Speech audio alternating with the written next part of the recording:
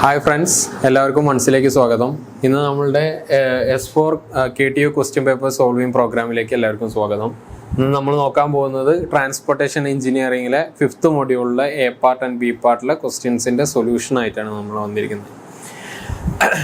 നമ്മൾ ഈ സൊല്യൂഷനിലേക്ക് പോകുന്നതിന് മുമ്പ് എങ്ങനെയാണ് ഇതിൻ്റെ സ്ട്രക്ചർ എന്നുള്ളത് മുമ്പുള്ള വീഡിയോസിലൊക്കെ പറഞ്ഞ പോലെ തന്നെ part A and part B ആയിട്ടാണ് ഈ മൊഡ്യൂളിൽ നിന്ന് ചോദ്യങ്ങൾ വരുന്നത്. അതിൽ പാർട്ട് എയിൽ വരുന്ന ചോദ്യങ്ങൾ എന്ന് പറഞ്ഞിട്ടുണ്ടെന്നുണ്ടെങ്കിൽ 2 ക്വസ്റ്റ്യൻസ് ആണ് വരുന്നത്. 10 ക്വസ്റ്റ്യൻസ് മൊത്തത്തിലുണ്ടാവും പാർട്ട് എയിൽ. അതിൽ 2 ക്വസ്റ്റ്യൻസ് ആണ് ഈ ഒരു സെഗ്മെന്റിൽ നിന്ന് വരുന്നത്. അതിന് ഓരോന്നിനും 3 മാർക്ക് വെച്ചിട്ട് 6 മാർക്കിൻ്റെ ഒരു ക്വസ്റ്റ്യൻസ് ആണ് വരുന്നത്. 6 മാർക്കിനാണ് ചോദ്യങ്ങൾ വരുന്നത്. പിന്നെ ബി പാർട്ടിലേക്ക് വരുമ്പോൾ essay ടൈപ്പ് ക്വസ്റ്റ്യൻസ് ആണ് വരുന്നത്. അതിന് 14 മാർക്കാണ്. 2 ക്വസ്റ്റ്യൻസ് ഉണ്ടാവും, ഓപ്ഷണലാണ്. അപ്പോൾ 14+6 എന്ന് പറയുമ്പോൾ 20 മാർക്കാണ് ഈ 5ാമത്തെ ഒരു മൊഡ്യൂളിൽ നിന്ന് നമുക്ക് വരുന്നത്. ഇനി 5ാമത്തെ മൊഡ്യൂളിൽ എന്തൊക്കെ ടോപ്പിക്കുകളാണ് നമ്മൾ ഡിസ്കസ് ചെയ്യുന്നത് എന്നുള്ളതാണ് മറ്റൊന്ന് നമ്മൾ നോക്കാൻ പോകുന്നത്. അതിൽ പറയുന്നത് introduction to airport engineering, components of airport, selection of site for airport, പിന്നെ runway orientation, basic runway length and correction required, taxi way and aprons. ഇതൊക്കെയാണ് പറയുന്നത്. അതായത് ബേസിക് ആയിട്ടുള്ള ഇൻട്രൊഡക്ഷൻ, പിന്നെ ഒരു എയർപോർട്ടിന് എന്തൊക്കെ കമ്പോണൻസ് ആണ്, എന്തൊക്കെ പാർട്ടാണ്, അത് എങ്ങനെയൊക്കെയാണ് ഫങ്ഷൻ ചെയ്യുന്നത്, അതെങ്ങനെയാണ് ഇതിലേക്ക് മെയിനായിട്ട് അക്യുമുലേറ്റ് ചെയ്യുന്നത്, എന്താണ് ഇതിൻ്റെയൊക്കെ മെത്തേഡ്സ് എന്നുള്ളതൊക്കെയാണ് നമ്മൾ നോക്കുന്നത്. പിന്നെ ഒരു സൈറ്റ് സെലക്ട് ചെയ്യാണ്. ഒരു എയർപോർട്ടിന് വേണ്ടിയിട്ട് സൈറ്റ് സെലക്ട് ചെയ്യുമ്പോൾ നമ്മൾ കാണേണ്ട അല്ലെങ്കിൽ പ്രധാനമായിട്ട് അറിഞ്ഞിരിക്കേണ്ട കുറേ കാര്യങ്ങളുണ്ട്. എന്തൊക്കെ ക്രൈറ്റീരിയാസ് അത് ഫുൾഫിൽ ചെയ്യണം, അല്ലെങ്കിൽ അതിൻ്റെ അലൈന് അല്ലെങ്കിൽ മറ്റ് ഡിസൈൻ ഫാക്ടേഴ്സ് ഒക്കെ ആയിട്ട് എങ്ങനെയാണ് അത് വന്നു പോകുന്നത്. പിന്നെ റൺവേ ഓറിയന്റേഷൻ, ഒരു എയർപോർട്ടിന് ഏറ്റവും മെയിൻ ആയിട്ടുള്ള ഒരു പോയിന്റാണ് അതിൻ്റെ റൺവേ എന്ന് പറയുന്നത്. അതിൻ്റെ ഓറിയന്റേഷൻ എങ്ങനെയാണ് സെറ്റ് ചെയ്യേണ്ടത്, അതിൻ്റെ ഓറിയന്റേഷനുമായിട്ട് ബന്ധപ്പെട്ടിട്ടുള്ള കുറേ കാര്യങ്ങൾ. പിന്നെ ബേസിക് റൺവേ ലെങ്ത് ആണ് പറയുന്നത്. എത്രത്തോളം ലെങ്ത്തിലാവണം റൺവേ ഉണ്ടാക്കേണ്ടത് എന്നുള്ളത്. കറക്ഷൻസ് റിക്വയർഡ്, അതിന് എന്തൊക്കെ കറക്ഷൻസ് ആണുള്ളത്. പിന്നെ ടാക്സി വേസ്, ആപ്രോൺസ് എന്ന് പറയുന്ന 2 എലമെന്റ്സിനെ കുറിച്ചിട്ട്, എലമെന്റ്സ് അല്ല 2 സ്ട്രക്ചേഴ്സിനെ കുറിച്ചിട്ടോ നമ്മൾ ഈ മൊഡ്യൂളിൽ പഠിക്കുന്നുണ്ട്. ഇപ്പം നമ്മൾ ഇതിൻ്റെ ഫസ്റ്റ് പാർട്ടിലേക്ക് പോവുകയാണ്. ഫസ്റ്റ് പാർട്ടിൽ വന്നിട്ടുള്ള ഫസ്റ്റ് ക്വസ്റ്റ്യൻ എന്ന് പറയുന്നത് what are the primary functions of air traffic control എന്നുള്ളത്. എന്താണ് എയർ ട്രാഫിക് കൺട്രോൾ എന്നുള്ളത്, അതിൻ്റെ ഫങ്ഷൻസ് എന്തൊക്കെയാണ് എന്നുള്ളതാണ് നമുക്ക് നോക്കാനുള്ളത്. എയർ ട്രാഫിക് കൺട്രോൾ എന്ന് പറഞ്ഞിട്ടുണ്ടെന്നുണ്ടെങ്കിൽ നമുക്കറിയാം, ഈ ഫ്ലൈറ്റുകൾ ഒരുപാട്, ഒരു എയർപോർട്ടിൽ തന്നെ ഒരുപാട് ഫ്ലൈറ്റുകൾ ലാൻഡ് ചെയ്യുന്നുണ്ടാവും, ടേക്ക് ഓഫ് ചെയ്യുന്നുണ്ടാവും, അത് പാർക്ക് ചെയ്യുന്നുണ്ടാവും. റൺവേസിൽ അറ്റ് എ ടൈമിൽ ചിലപ്പോൾ 2ൽ കൂടുതൽ വണ്ടികൾ ഉണ്ടാവും. അപ്പോൾ ഈ പറഞ്ഞ എല്ലാത്തിനെയും ഇൻ്റർ കണക്റ്റഡ് ആയിട്ട് ഒരു കമ്മ്യൂണിക്കേഷൻ സിസ്റ്റം മെയിൻറ്റെയിൻ ചെയ്യേണ്ടത് ഭയങ്കര അത്യാവശ്യമാണ്. എങ്കിൽ മാത്രമേ നമ്മളുടെ ഈ ഒരു ട്രാൻസ്പോർട്ടേഷൻ്റെ ഈ ഒരു വേ എന്ന് പറയുന്നത്, അല്ലെങ്കിൽ ഈ ഒരു മെത്തേഡ് ഭയങ്കര സ്മൂത്ത് ആയിട്ട് റൺ ചെയ്യാൻ പറ്റുള്ളൂ.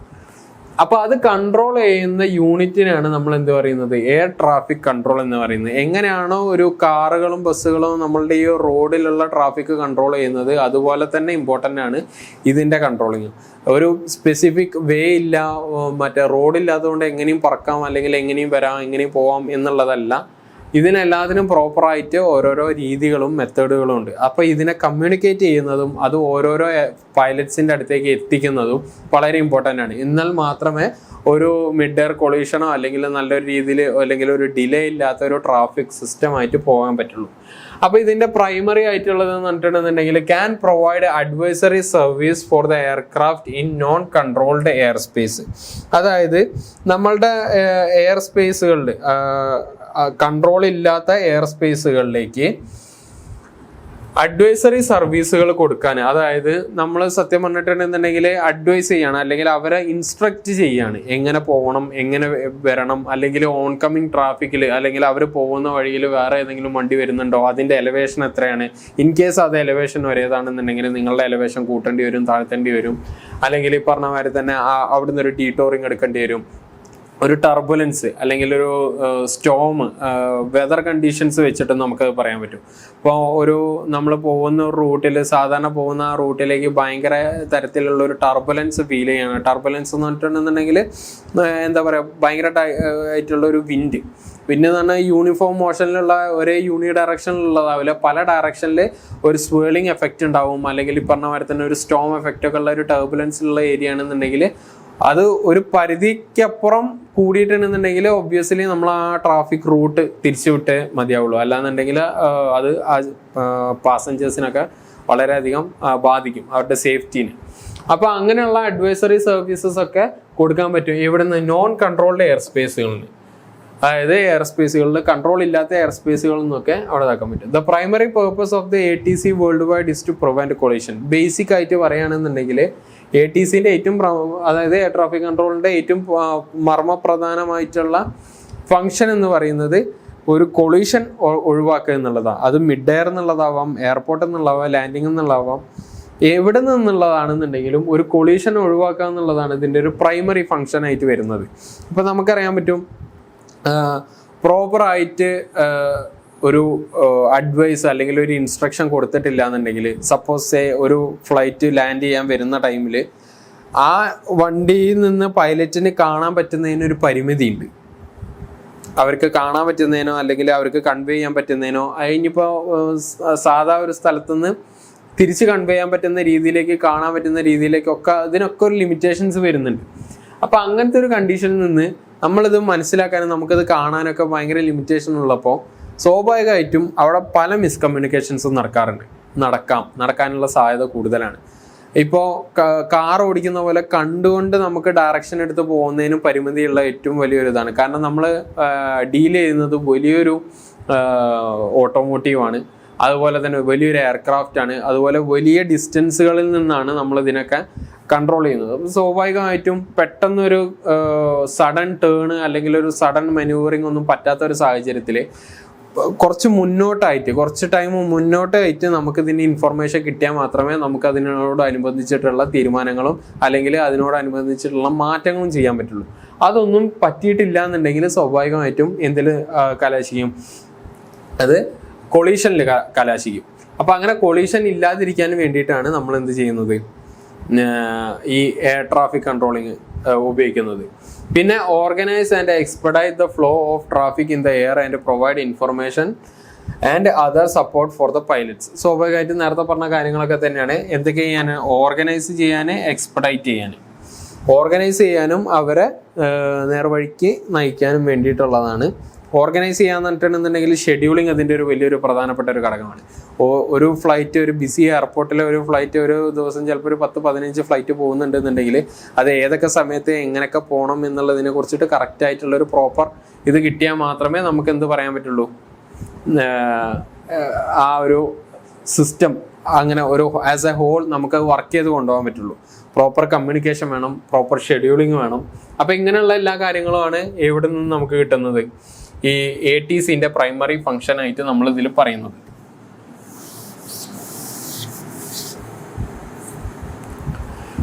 പിന്നെ പറയുന്ന ക്വസ്റ്റ്യൻ പറഞ്ഞിട്ടുണ്ടെന്നുണ്ടെങ്കിൽ list the component of the airport എന്നുള്ളതാണ്. ഈ എയർപോർട്ടിൽ വരുന്ന കമ്പോണൻസ് എന്തൊക്കെയാണ് എന്നുള്ളതിനെ കുറിച്ചിട്ടാണ് ഇവിടെ പറയുന്നത്. അപ്പോൾ അത് ഏതൊക്കെയാണെന്നുള്ളത് നോക്കാം. ആദ്യം വരുന്നത് റൺവേ എന്നുള്ളതാണ്. A long narrow strip which normally paved on which the aircraft take off and land എന്നുള്ളത്. ഒരു റൺവേ ആണ് ഇതിന്റെ പ്രധാനപ്പെട്ട ഘടകം എന്ന് പറയുന്നത്. റൺവേസ് വരുന്നുണ്ട്, ടാക്സി വേ വരുന്നുണ്ട്, ആപ്രോൺ വരുന്നുണ്ട്, ഗേറ്റ് വരുന്നുണ്ട്, ഹാങ്ങർ വരുന്നുണ്ട്. അങ്ങനെ വരുന്ന ഇപ്പൊ ഇത് പറഞ്ഞിട്ടുണ്ടെന്നുണ്ടെങ്കിൽ മാർക്ക് എത്രയാണോ അതിനനുസരിച്ചിട്ടാണ് നമ്മളത് കൊടുത്തിട്ടുള്ളത്. പിന്നെ നമുക്ക് നോക്കാനുള്ളത് എന്താണെന്ന് വെച്ചാൽ ഇതിനെ കുറച്ചും കൂടി ഡീറ്റെയിൽഡ് ആയിട്ട് നോക്കണം, എന്തൊക്കെയാണ് ഇത് എന്നുള്ളത്. മെയിൻ ആയിട്ടുള്ള പോയിന്റുകളാണ് നമ്മൾ പറഞ്ഞിട്ടുള്ളത്. അപ്പൊ എന്താണ് റൺവേ എന്നുള്ളതാണ്. അത് ഞാൻ ആദ്യം പറഞ്ഞ പോലെ തന്നെ long narrow strip which is normally paved on which aircraft can take off and land. അതായത് ഒരു എയർക്രാഫ്റ്റിന് ടേക്ക് ഓഫ് ചെയ്യാനും ലാൻഡ് ചെയ്യാനും പറ്റുന്ന പേവ്ഡ് ആയിട്ടുള്ള നാരോ സ്ട്രിപ്പിനെ, ലോങ് നാരോ സ്ട്രിപ്പിനെയാണ് നമ്മൾ എന്ത് പറയുന്നത്, ലോങ് നാരോ സ്ട്രിപ്പിനാണ് പേവ്ഡ് ആയിട്ടുള്ള ലോങ് നാരോ സ്ട്രിപ്പിനാണ് നമ്മൾ റൺവേ എന്ന് പറയുന്നത്. റൺവേ ഒക്കെ എല്ലാവർക്കും ഇപ്പോൾ പറയുമ്പോൾ തന്നെ മനസ്സിലാക്കി എടുക്കാൻ കുറച്ചും കൂടി എളുപ്പത്തിനുള്ളതാവും. പിന്നെ പറയുന്നതാണ് ടാക്സി വേ. ടാക്സി വേ എന്ന് പറയുന്നത് A path over which the airplane may taxi to and from the runway and loading apron എന്നുള്ളതാണ്. അതായത് ഇപ്പം നോർമൽ റൺവേ എന്ന് തന്നെ ബാക്കി പല സ്ഥലത്തേക്ക്, ഇപ്പോൾ റൺവേയിൽ നിന്ന് ആപ്രോണിലേക്ക് പോകാനോ അല്ലെങ്കിൽ ബാക്കിയുള്ള ഭാഗങ്ങളിലേക്ക് പോകാനോ ഇതിനെ ബോർഡ് ചെയ്യാനും വേണ്ടിയിട്ട്, ആൾക്കാർക്ക് ബോർഡ് ചെയ്യാനും വേണ്ടിയിട്ട് നിർത്തിയിടാനോ, ഈ റൺവേ എന്ന് പറയുന്ന ആ ഒരു മെയിൻ എലമെന്റിലേക്ക് കണക്ട് ചെയ്യുന്ന പലതരത്തിലുള്ള വേറെ കുറേ സ്ട്രക്ചറുകളുണ്ട്.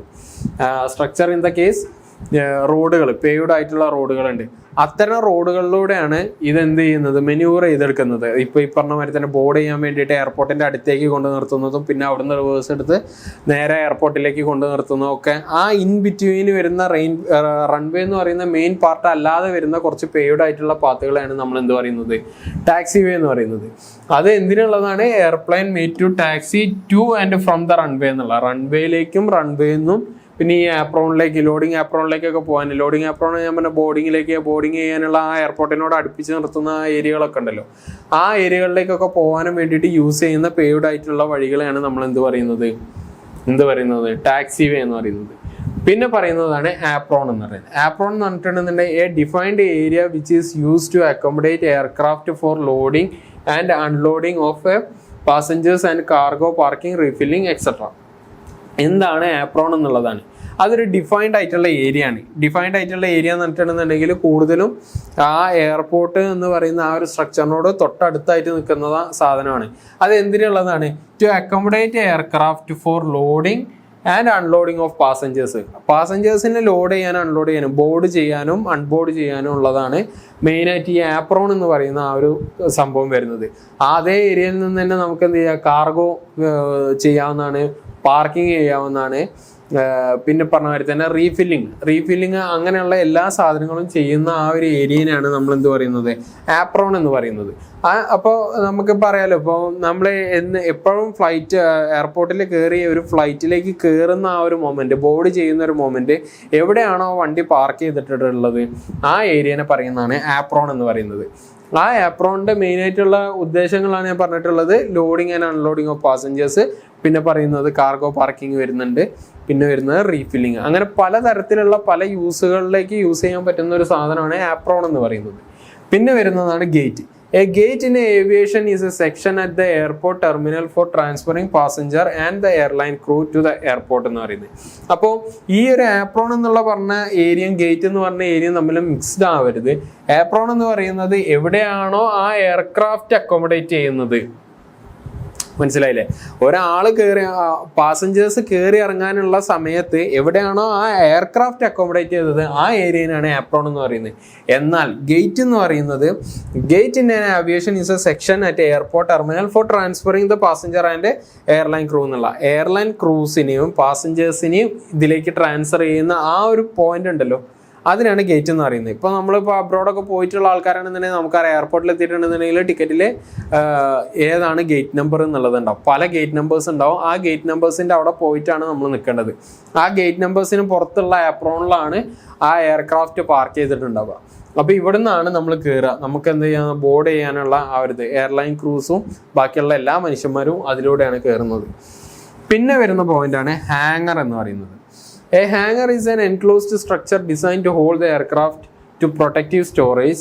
Most modern hangars are built of metal, but wood and concrete are other materials commonly used. Hangar എന്ന് പറയുന്നത്, ഇപ്പം നമ്മൾ ഏതൊരു എയർപോർട്ടാണെന്നുണ്ടെങ്കിലും അതിന് അനുബന്ധപ്പെട്ടിട്ടുള്ള ഏരിയകളിൽ ഹാങ്ങേഴ്സ് നമ്മൾ ചെയ്യുന്നുണ്ടാവും. സ്വാഭാവികമായിട്ടും അതിൻ്റെ ഒരു സിമ്പിൾ ഇത് എങ്ങനെയാണ് പറയാമെന്ന് വെച്ചിട്ടുണ്ടെന്നുണ്ടെങ്കിൽ, ബേസിക്കായിട്ട് ഒരു കാർ ഷെഡ് അതുപോലെ നമുക്ക് പറയാം. ഒരു ഫ്ലൈറ്റിന് എവിടെയാണോ ഒരു പോർച്ച്, ഒരു കാറിന് പോർച്ച് സെറ്റ് ചെയ്ത് കൊടുക്കുന്ന പോലെ തന്നെയാണ് ഒരു എയർക്രാഫ്റ്റിന് ഹാങ്ങർ സെറ്റ് ചെയ്ത് കൊടുക്കുന്നത്. ഈ ഹാങ്ങർ സെറ്റ് ചെയ്ത് കൊടുക്കുന്നതിൻ്റെ മെയിൻ ആയിട്ടുള്ള ഉദ്ദേശം എന്ന് പറഞ്ഞിട്ടുണ്ടെന്നുണ്ടെങ്കിൽ എൻക്ലോസ്ഡ് സ്ട്രക്ചർ ആണ് എന്നുള്ളതാണ്. അതോടൊപ്പം തന്നെ ഒരു പ്രൊട്ടക്റ്റീവ് സ്റ്റോറേജ് ആണ് അവിടെ കൊടുക്കുന്നത്. ആ വണ്ടീനെ വേറെ എല്ലാ ഫാക്ടേഴ്സും, ഇൻ കേസ് ഓഫ് വെതർ ആയിട്ടുള്ള കുറേ കമ്പോണൻസ് ഉണ്ടാവാം, ബാക്കിയുള്ള ആൾക്കാരിൽ നിന്ന് പിന്നെ പറയുന്ന മാതിരത്തുള്ള ഒരു ഓവറോൾ പ്രൊട്ടക്ഷൻ കൊടുക്കാൻ പറ്റുന്ന രീതിയിൽ ഇപ്പോൾ ഫോറിൻ പാർട്ടിക്കിൾസ്, ഇപ്പോൾ സൺലൈറ്റിനോടുള്ള എക്സ്പോഷർ, ഒരു വണ്ടി അങ്ങനെ വെറുതെ യൂസ് ചെയ്യാതെ കുറേ സമയത്തേക്ക് മഴയും വെയിലും കൊണ്ടു നടന്നാൽ എന്തൊക്കെയാണെന്നുള്ളത് നമുക്കറിയാവുന്നതാണ്. അതുപോലെ തന്നെയാണ് ഇതുള്ളത്. അങ്ങനെയുള്ള ഒരു പ്രൊട്ടക്ഷൻ കൊടുക്കാനുള്ള ഒരു എൻക്ലോസ്ഡ് ആയിട്ടുള്ള ഒരു സ്ട്രക്ചറിനെയാണ് നമ്മൾ പറയുന്നത് എന്ത്, ഹാങ്ങേഴ്സ് എന്ന് പറയുന്നത്.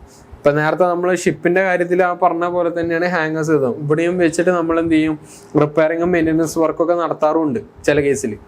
പിന്നെ പറയുന്നത് മോസ്റ്റ് മോഡേൺ ഹാങ്ങേഴ്സ് എന്ന് പറഞ്ഞിട്ടുണ്ടെന്നുണ്ടെങ്കിൽ യൂസ് ചെയ്തിരിക്കുന്നത് മെറ്റൽ വെച്ചിട്ടാണ് ബിൽഡ് ചെയ്യുക. മെറ്റൽ വെച്ചിട്ടാണ് അവർ യൂസ് ചെയ്യുക. പക്ഷേ വുഡ് കൊണ്ടും കോൺക്രീറ്റ് കൊണ്ടും ഉണ്ടാക്കുന്ന കോമൺലി യൂസ്ഡ് ആയിട്ടുള്ള ഹാങ്ങേഴ്സും ഇന്ന് അവൈലബിൾ ആണ്. പക്ഷെ മോസ്റ്റ് മോഡേൺ എന്ന് പറയുന്നത് മെറ്റൽ വെച്ചിട്ടാണ്. അത് ആ മറ്റേ ബിൽഡ് ക്വാളിറ്റീനെ ഉദ്ദേശിച്ചിട്ടാവും അത് പറഞ്ഞിട്ടുണ്ടാവുക. അപ്പൊ അങ്ങനെയാണ് അതിൽ പറഞ്ഞിട്ടുള്ളത്. പിന്നെയാണ് ബി പാർട്ടിലേക്ക് വരുന്നത്. മൊഡ്യൂൾ 5-ന്റെ ബി പാർട്ടിലേക്കാണ് നമ്മൾ പോകുന്നത്. അപ്പൊ ഇതിൽ പറയുന്നത് enumerate the various factors which should be kept in view while selecting suitable site for an airport എന്നുള്ളതാണ്. ഒരു എയർപോർട്ട് സെറ്റ് ചെയ്യുമ്പോൾ അല്ലെങ്കിൽ ഒരു സൈറ്റ് നമ്മൾ സെലക്ട് ചെയ്യുമ്പോൾ എന്തൊക്കെയാണ് പ്രധാനപ്പെട്ട കാര്യങ്ങൾ, നോക്കേണ്ട കാര്യങ്ങൾ എന്നുള്ളതാണുള്ളത്. ഇപ്പം നേരത്തെ നമ്മൾ ഒരു റോഡിൻ്റെ അലൈൻമെൻറ്റ് പഠിച്ചപ്പോഴും നമ്മളത് നോക്കിയിരുന്നു, എന്തൊക്കെയാണ് റോഡ് അലൈൻമെൻറ്റിന് വേണ്ട പ്രധാനപ്പെട്ട കാരണങ്ങൾ എന്നുള്ളത്. ഒരു എയർപോർട്ട് ആകുമ്പോൾ കുറച്ചധികം അലൈൻമെൻറ്റുകളും കാര്യങ്ങളും വരുന്നുണ്ട്.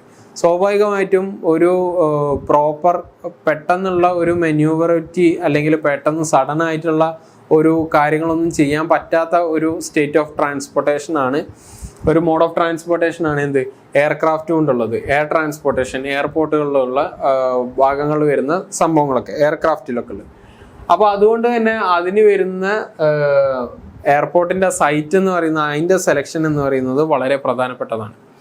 അപ്പം അതാണ് നമ്മൾ നോക്കുന്നത്. റീജിയണൽ പ്ലാൻ അതാണ് ഫസ്റ്റ് ഉള്ളത്. The site selected should fit well into the regional plan, thereby forming it an integral part of an international network airport.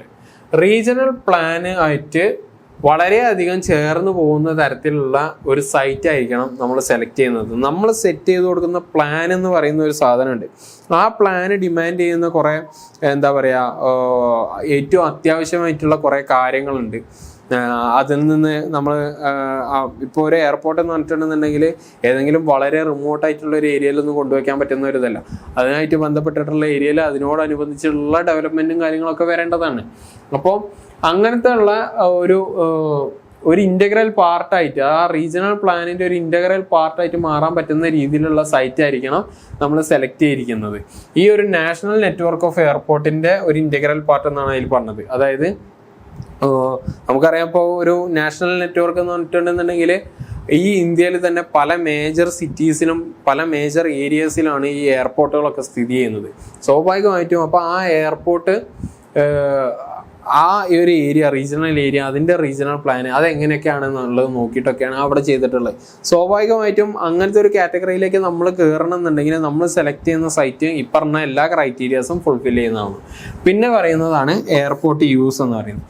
The selection of the site depend upon the use of airport, whether for civilians or for military operation. Therefore, the airport site selected should be such that it provides natural protection to the area from air raids.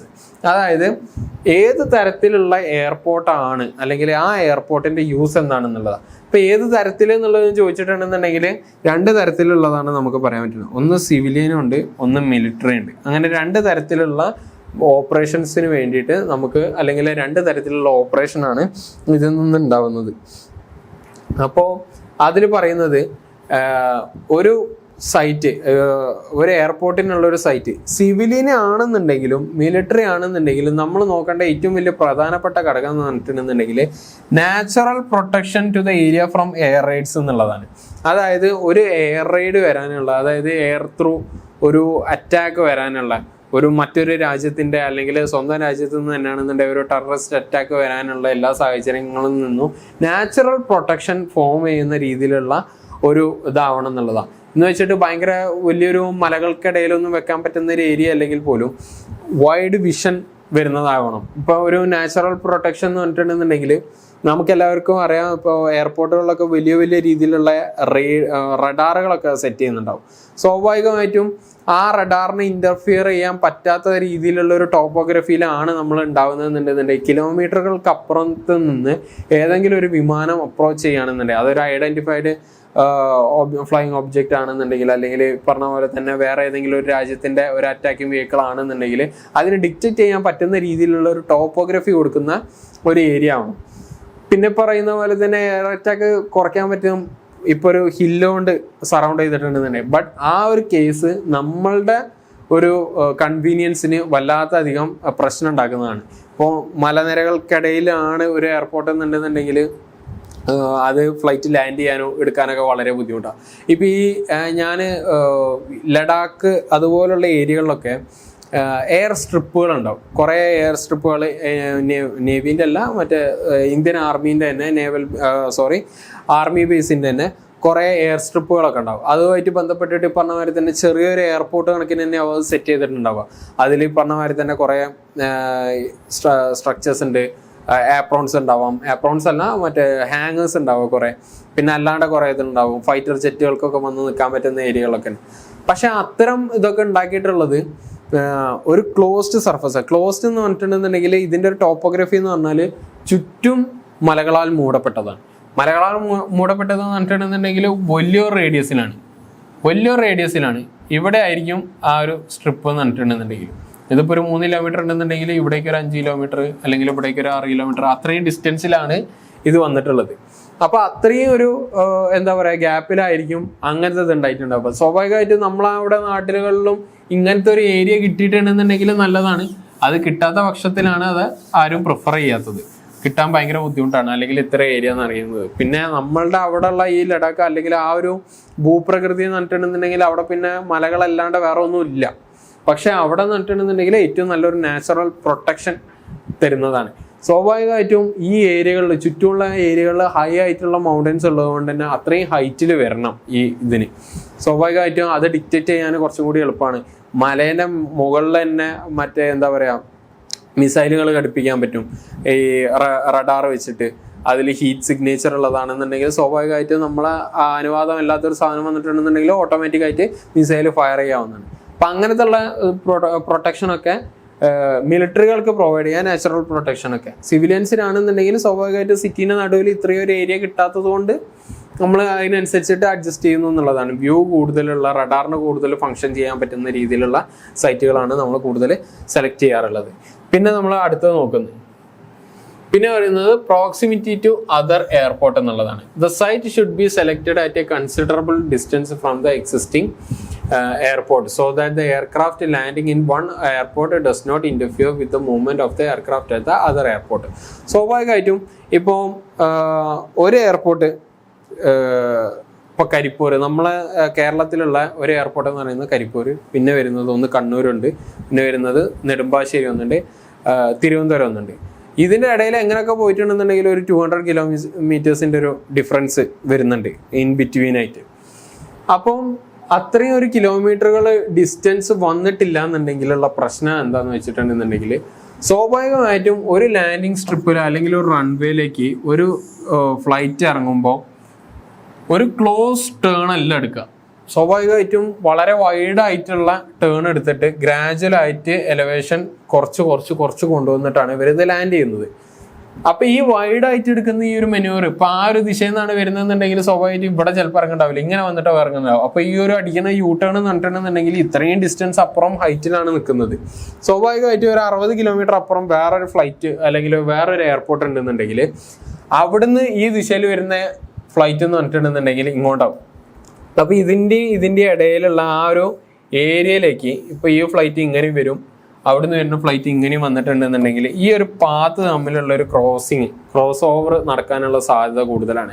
ഇങ്ങനെ വരുന്നത് കൊണ്ട് എന്ത് സംഭവിക്കും, ഇവിടെ ഈ വരുന്ന വണ്ടി ഇറങ്ങിയതിന് ശേഷം മാത്രമേ ഇങ്ങനത്തെ ഒരു വണ്ടിക്ക് ഇവിടെ ഇറങ്ങാനുള്ള പെർമിഷൻ കൊടുക്കാൻ പറ്റുള്ളൂ.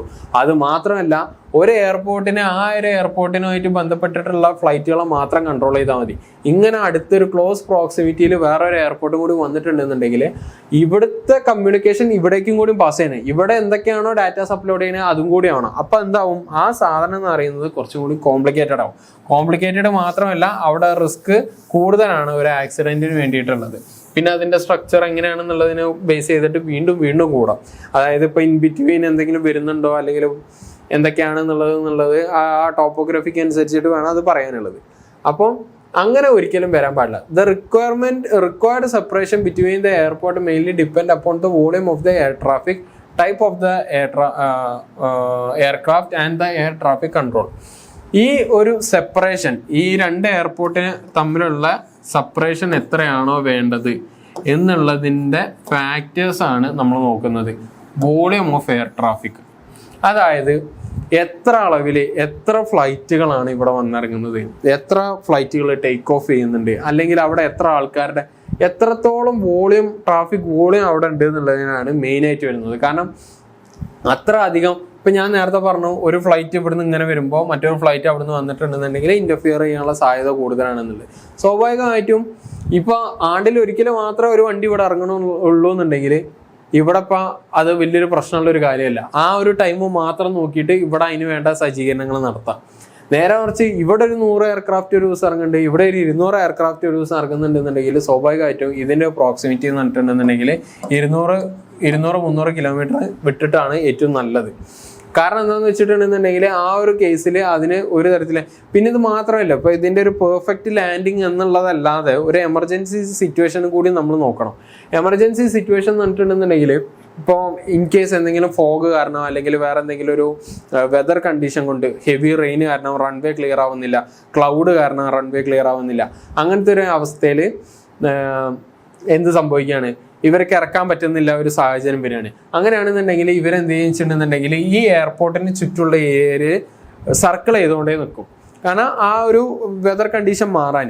ഇനി ഇൻ കേസ് അതിന് മെക്കാനിക്കലായിട്ട് എന്തെങ്കിലും പ്രശ്നം വന്നത്, സേ ഫോർ എക്സാമ്പിൾ ഒരു ലാൻഡിങ് ഗിയറിന് ഒരു പ്രശ്നം വന്നിട്ടുണ്ടെന്നുണ്ടെങ്കിൽ സ്വാഭാവികമായിട്ടും ആ വണ്ടി ഫുൾ ഫ്യൂവലോട് കൂടിയിട്ട് ഇറക്കാൻ പറ്റില്ല. ഇപ്പോൾ ആ വണ്ടിയിൽ എന്തായാലും ഒരു ഫ്യൂവൽ റിസർവ് കുറച്ചുണ്ടാവും. അപ്പോൾ ആ ഫ്യൂവൽ റിസർവ് വെച്ചിട്ട് ആ വണ്ടി ഇറങ്ങാൻ പാടില്ലാത്ത. അപ്പോൾ ഇവരെന്ത് ചെയ്യും, ആ ഫ്യൂവൽ കളയാനും വേണ്ടിയിട്ട് ഒന്നില്ലെങ്കിൽ അത്രയും നേരം റൺ ചെയ്തുകൊണ്ട് നിൽക്കും.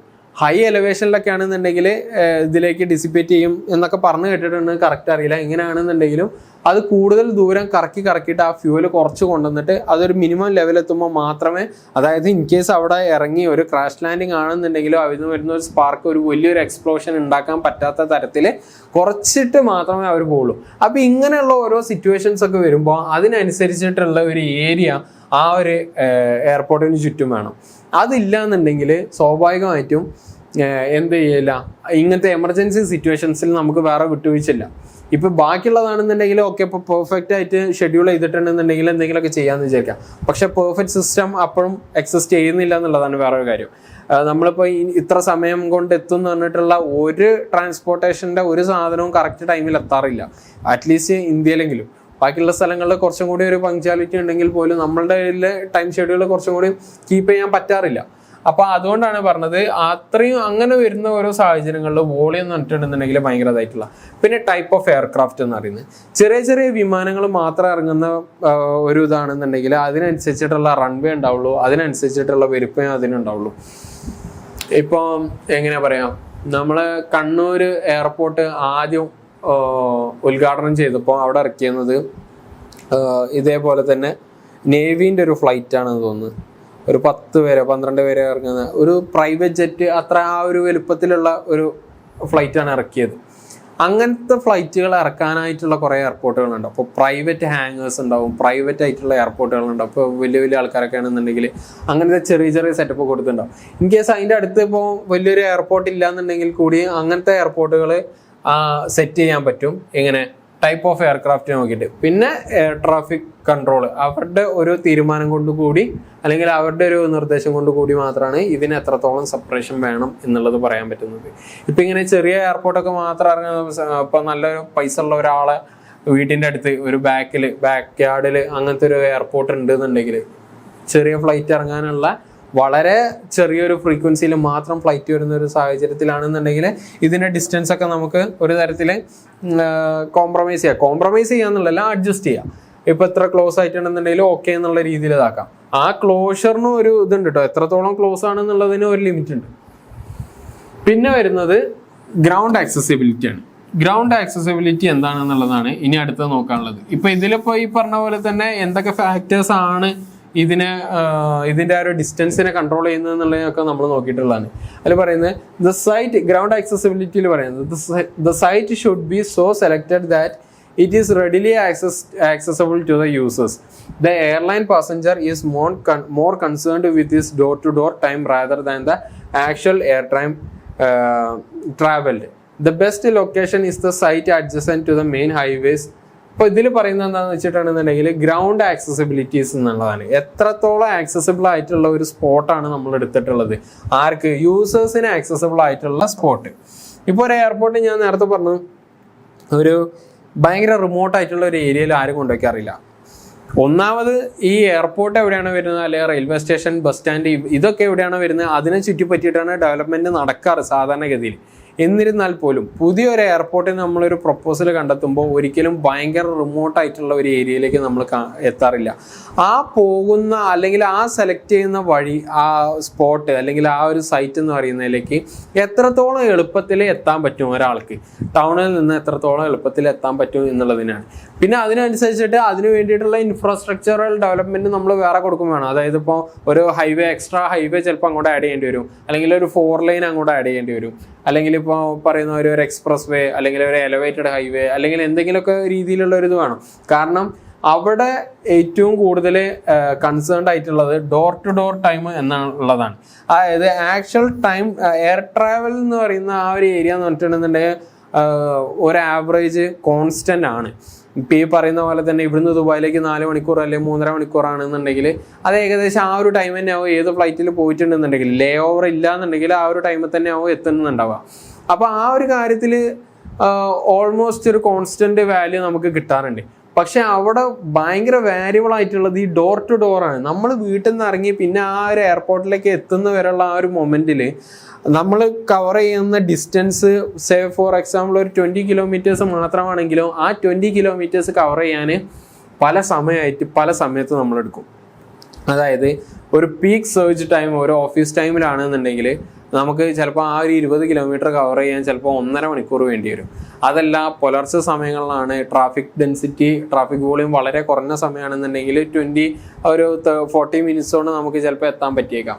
പിന്നെ റോഡിന്റെ ക്വാളിറ്റി അതിന് വളരെയധികം ബാധകമാണ്.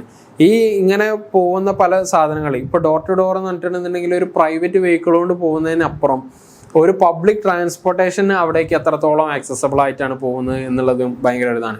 അവിടേക്ക് ട്രെയിൻ ഉണ്ടോ, ഈ ബസ് ഉണ്ടെന്നുണ്ടെങ്കിൽ അവിടേക്ക് സ്റ്റോപ്പ് ഉണ്ടോ.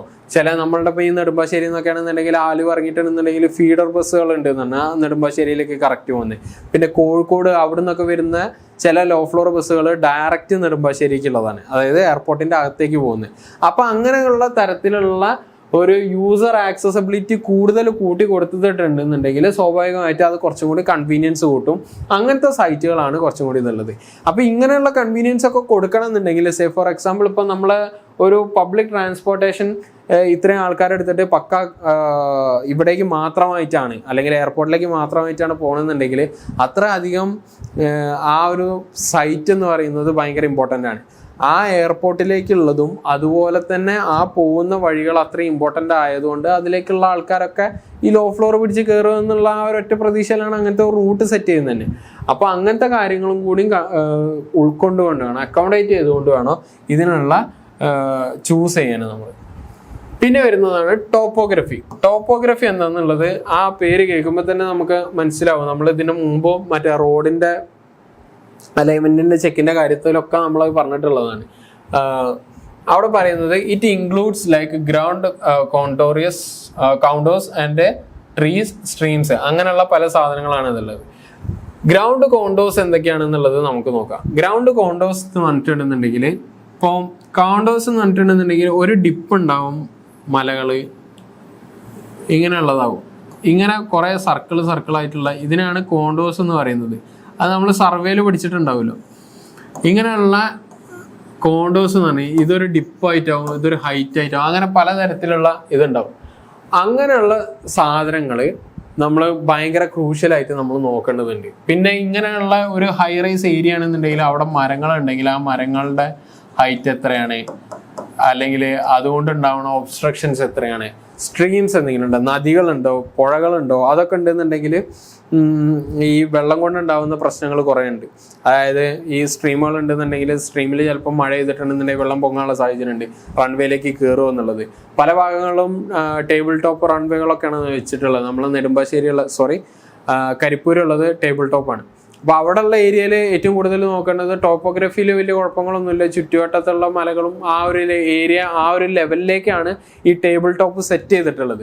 സ്വാഭാവികമായിട്ട് അതുകൊണ്ട് ഒബ്സ്ട്രക്ഷൻസ് കുറവാണ്.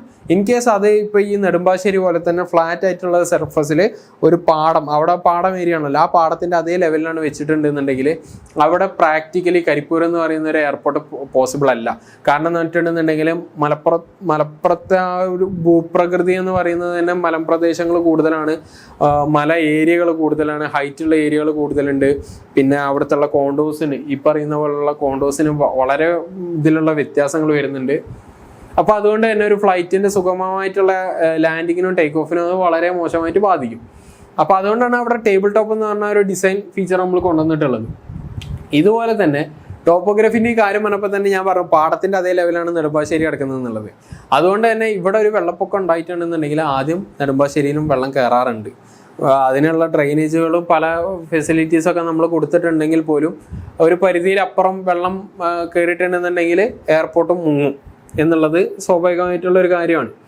അപ്പോൾ അങ്ങനെയുള്ള അടുത്ത് സ്ട്രീമുകളുണ്ടോ, അല്ലെങ്കിൽ നമ്മൾ സെലക്ട് ചെയ്യുന്ന ടോപ്പോഗ്രഫി എങ്ങനെയാണ്, വെള്ളം കയറാൻ സാധ്യത ഉള്ളതാണോ, അല്ലെങ്കിൽ ഈ പറഞ്ഞ പോലെ തന്നെ കോണ്ടോർ ഡിഫറൻസ് കൂടുതലുള്ളതാണോ, അങ്ങനത്തെ ഉള്ള എല്ലാ കാര്യങ്ങളും നോക്കണം. A raised ground usually considered for the airport. A raised ground എന്ന് പറഞ്ഞിട്ടുണ്ടെന്നുണ്ടെങ്കിൽ മലേൻ്റെ മുകൾ എന്നല്ല ഉദ്ദേശിക്കുന്നത്, കുറച്ച് എലിവേറ്റഡ് ആയിട്ടുള്ള ഒരു ഏരിയ ആണ് എപ്പോഴും നമ്മൾ പ്രിഫർ ചെയ്യാറ്.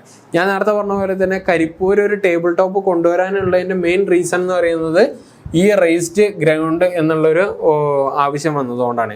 കാരണം അവിടെ ആ റേസ്ഡ് ഗ്രൗണ്ട് ഇല്ലാന്നുണ്ടെന്നുണ്ടെങ്കിൽ ഈ കോണ്ടോർ ഡിഫറൻസ് കൊണ്ടുള്ള ഒബ്സ്റ്റക്കിൾസ് കൂടുതലാണ്, അവിടെ കൊണ്ട് വരുന്ന ഈ പറഞ്ഞ മാതിരി തന്നെ പ്രശ്നം കൂടുതലാണ്, വിസിബിലിറ്റി ഒരു പ്രശ്നമായിട്ട് വരും. സ്വാഭാവികമായിട്ടും ഈ മലകളാൽ മൂടപ്പെട്ട സ്ഥലങ്ങൾക്ക് നടുവിലേക്കാണ് ഇത് വന്നിറങ്ങുന്നതെന്നുണ്ടെങ്കിൽ ഒരു മഞ്ഞുകാലത്ത് അല്ലെങ്കിൽ ഒരു മഴയുള്ള കാലത്താണെന്നുണ്ടെങ്കിൽ ഇതിൻ്റെ എല്ലാ തണുപ്പ് എല്ലാതും വന്നിട്ട് അക്യുമുലേറ്റ് ചെയ്യുന്ന ആ ഒരു പോയിന്റിലാവും, സ്വാഭാവികമായിട്ടും വിസിബിലിറ്റി നല്ല കുറയും. അപ്പോൾ അങ്ങനത്തെ ഒരു കണ്ടീഷനിൽ നമ്മൾ എന്ത് ചെയ്യില്ല, ആ ഒരു ഇത് നമ്മൾ പ്രിഫർ ചെയ്യില്ല.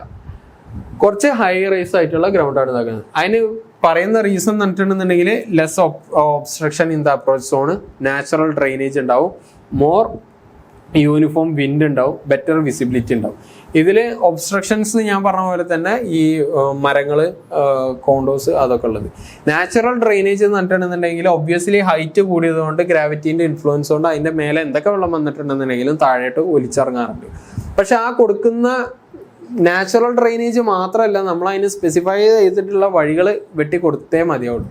കാരണം അല്ലാന്നുണ്ടെന്നുണ്ടെങ്കിൽ അത് ആ സ്ട്രക്ചറിനെ ബാധിക്കും. ഇപ്പോൾ എല്ലായിടത്തും കൂടിയും വെള്ളം ഇറങ്ങുക എന്ന് പറഞ്ഞിട്ടുണ്ടെന്നുണ്ടെങ്കിൽ സ്വാഭാവികമായിട്ട് ഇറങ്ങും, പക്ഷെ അതിനുള്ളൊരു പ്രോപ്പർ ചാനൽ നമ്മൾ സെറ്റ് ചെയ്തിട്ടുണ്ടെന്നുണ്ടെങ്കിൽ കുറച്ചും കൂടി എഫിഷ്യൻ്റ് ആയിട്ടുള്ളൊരു വർക്കിംഗ് അവിടെ വരുന്നുണ്ട്. പിന്നെ മോർ യൂണിഫോം വിൻഡ് എന്ന് പറയുന്നുണ്ട്.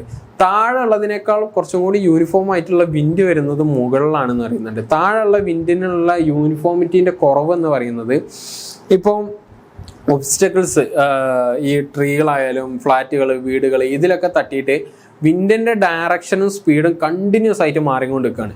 അപ്പോൾ ഒരു കാറ്റ് വീശുമ്പോൾ മേൽഭാഗത്ത് ഏകദേശം ഒരു 60-70 km/h താഴെ ചിലപ്പോൾ സ്പീഡിൻ്റെ ഡയറക്ഷൻ വേറെയാവും, സ്പീഡ് വേറെയാവും. അപ്പോൾ ഒരു തരത്തിൽ നമുക്ക് പ്രെഡിക്റ്റ് ചെയ്യാൻ പറ്റില്ല ഇവിടെ എന്താ അവസ്ഥ എന്നുള്ളത്. ഒരു ടർബുലൻസ് ക്രിയേറ്റ് ചെയ്യാനുള്ള കൂടുതൽ സാധ്യത ഉണ്ട്. അപ്പോൾ ഒരു ലാൻഡിങ്ങിൻ്റെ ടൈമിൽ ഒരു ടർബുലൻസ് താഴ്ഭാഗത്തൊക്കെ ക്രിയേറ്റ് ചെയ്തിട്ടുണ്ടെന്നുണ്ടെങ്കിൽ വളരെയധികം ബുദ്ധിമുട്ടാവും അത്. അപ്പോൾ യൂണിഫോം വിൻഡ് സ്പീഡ് കിട്ടാൻ വേണ്ടിയിട്ട്, വിൻഡ് കിട്ടാൻ വേണ്ടിയിട്ട് നമ്മൾ എന്തെങ്കിലും കുറച്ചും കൂടി ഹൈറ്റ് ഉള്ള ഒരു ഏരിയ പ്രിഫർ ചെയ്യും. പിന്നെ ബെറ്റർ വിസിബിലിറ്റി, സ്വാഭാവികമായിട്ടും ഈ പറഞ്ഞ നാച്ചുറൽ ഒബ്സ്ട്രക്ഷൻ ഒന്നും ഇല്ലാത്തത് കൊണ്ട് തന്നെ അതുണ്ടാവും. പിന്നെ അതിന് വരുന്ന ഒബ്സ്ട്രക്ഷൻസ് ആണ് നമ്മൾ നോക്കേണ്ടത്. നോക്കേണ്ടത് എന്തൊക്കെ ഒബ്സ്ട്രക്ഷൻസ് ആണ് ഇവിടെ വരുന്നത് എന്നുള്ളതാണ്. For landing or take off long clearance area are provided on the either side of the runway known as the approach area. ഇത് ഇമ്പോർട്ടൻ്റ് ആണ്, approach area. These structures are controlled by zoning law എന്നുള്ളത്. അതായത് ഇപ്പം ഞാൻ നേരത്തെ പറഞ്ഞ പോലെ തന്നെ ഒരു ഫ്ലൈറ്റ്, ഇപ്പോൾ ഇതൊരു എയർപോർട്ട് ആണെന്നുണ്ടെങ്കിൽ ഒരു ഫ്ലൈറ്റ് വന്നിട്ട് ഇറങ്ങുന്നത് ഇപ്പോൾ ഈ ഒരു ഡയറക്ഷനിലാണെന്നുണ്ടെങ്കിൽ ഈ ഒരു ഡയറക്ഷനിൽ നേരെ ഇങ്ങോട്ട് വന്ന് ഇറങ്ങിക്കൊള്ളുന്നില്ല. സ്വാഭാവികമായിട്ടും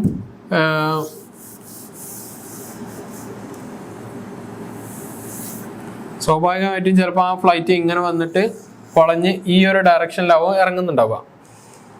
അപ്പോൾ ഇങ്ങനെയുള്ള ഡിസ്റ്റൻസുകൾ, ഇങ്ങനെയുള്ള ഒരു ട്രാവലിംഗ് നടത്താനുള്ള അത്ര സ്പേസ് അതിന് വേണം എന്നുള്ളതാണ്.